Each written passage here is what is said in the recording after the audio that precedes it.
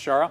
So many Texans went without power for days during last year's winter storm, so it's understandable that so many people were on edge last week when that Arctic blast rolled through. Oh yes, a lot of people prepping, but what we experienced was a much more typical Texas winter storm. Cleo Green with us. She's been tracking the power grid since last week, and Cleo, energy experts, they're not so sure the power grid's resiliency was really tested, but a lot of people are going, well, my lights stayed on.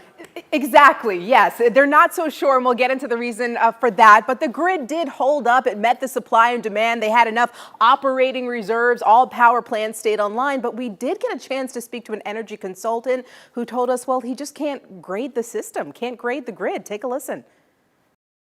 The grade I would give this is incomplete. You want a bigger test before you say everything's better.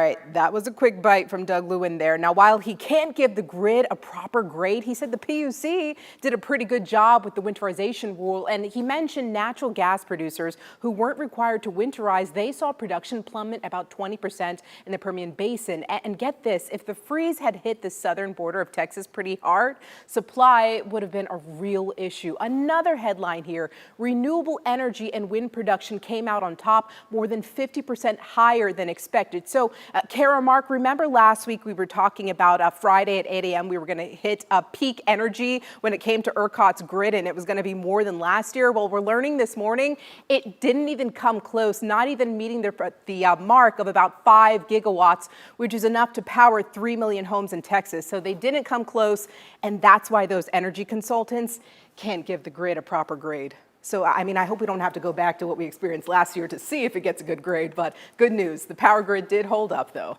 Yeah, we don't want to test like that. Nope, not at all.